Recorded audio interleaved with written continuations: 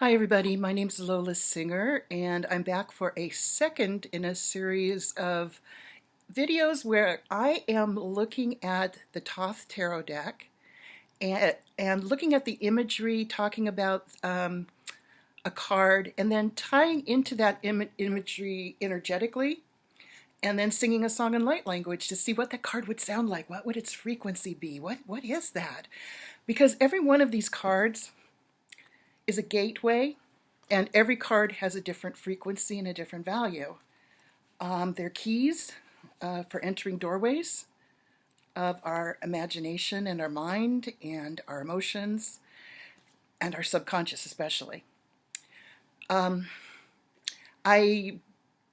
want to thank people. I got a lot of good response to the first one I did. I'm trying to keep the discussion about the tarot cards fairly simple so that it's more of an introduction to them. If people are curious about the Thoth deck, I did forget to mention I am a teacher. I teach online. And I also do readings. So if you ever want a reading with the Thoth Tarot deck, just contact me. And I can do that around the world because we can do that on Zoom. And I'm at Lola at lightlanguagearts.com. So let's kind of go back to what we were doing. We talked about the Knight of Cups because right now we're in a cycle where Cancer's prominent with the moon, and Cancer's about emotions. And in the tarot deck, cups are associated with emotions and intuition and flow, and they're represented by the element of water, which makes sense because our emotions flow just like water does, right? And so I thought it'd be appropriate maybe if we looked at the Queen of Cups now. So I'm going to show you what she looks like in the Thoth deck. And when I was first learning about the Queen of Cups, I hated getting this card because I could never figure her out. She's very enigmatic. It's like, I don't get her. I don't get her at all. There's a reason why. It's because she's a reflection of you and how you are feeling in the moment. So in tarot, the moon, the water, the queens, the female aspects are about moods and emotions, but they're also mirrors because the light that we experience is a reflection off of the moon when you look at it scientifically. So that's what they're saying. This queen is a reflection of you. And if you look really closely, you can see she's quite wise because she's got her hands on an ibis bird, and that's a symbol of wisdom. But you can't see her face very well. So if you look above her arm, you might see it poking through, but it's hidden in these frequency and waves and veils. And why is that? It's because if you're not ready to see yourself as a composed queen who's in charge of her emotions, you're not going to see her. Now it's important too that she's got the lotuses around her, because the lotus is beautiful. It's a symbol of rejuvenation, rebirth. We forget sometimes that that lotus is rooted. It goes all the way down through the water into the mud. So I think this is a great card about emotions because sometimes we get stuck in the muddy emotions and we don't have the clarity to see who we really are when we're stuck in the mud. So once again, she's a symbol of what is she? Let's see. She's enigmatic. She's intuitive. She's observant. She's non-judgmental. She uses her emotions in a very focused way. I like to describe her as the person at the party who's watching everyone. She's very quiet, but she knows everything about everybody because she's so observant. She's also called the Queen of Discernment. So she's got a lot of really great strengths, but she is really a slippery eel as far as I'm concerned, because our emotions can go up and down so fast that sometimes we forget we're the queen centered on the throne. We are in charge of our emotions. So I have no idea how the light language song will sound, but I'm going to set the intention to match the feeling of that queen. So here we go. Queen of Cups.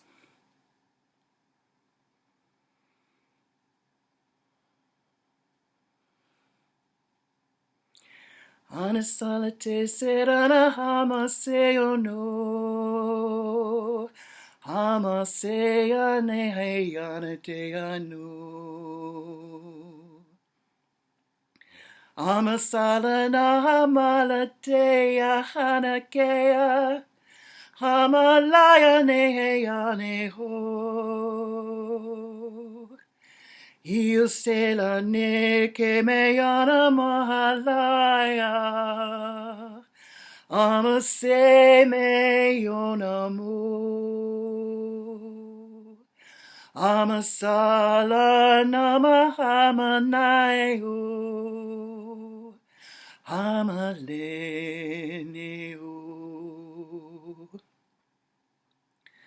Hamasamatea. Hamakeleteo. Hamasamaleono. Hamakalatea. Hio no samayo. Hamakalamayo. Henadayo mahasala. Hamalaya naya no mahamaya. Hamaseo. Hamahaya. Hamalaya. Hamalaneo. Hamamaleo numayo. Hamalana haleo no. Hamamakala semeya. Hamalaya no maho. Misera. Miserana. Miserana mahala mahayeo no mayo. Amala. Amakeona. Hamalayana hala mahalo. Ayo moyo. Ayo mayo. Anasarana. Amakeona. Amakeono mahamaheyo. Amanara. Amakeana. Amakeana mahalamaneo.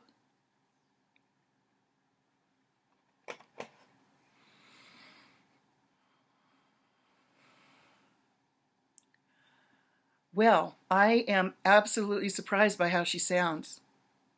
I thought we were going to get more of this kind of watery, emotional, flowy sound, but instead how she came through was as that strong, I'm seated on my throne.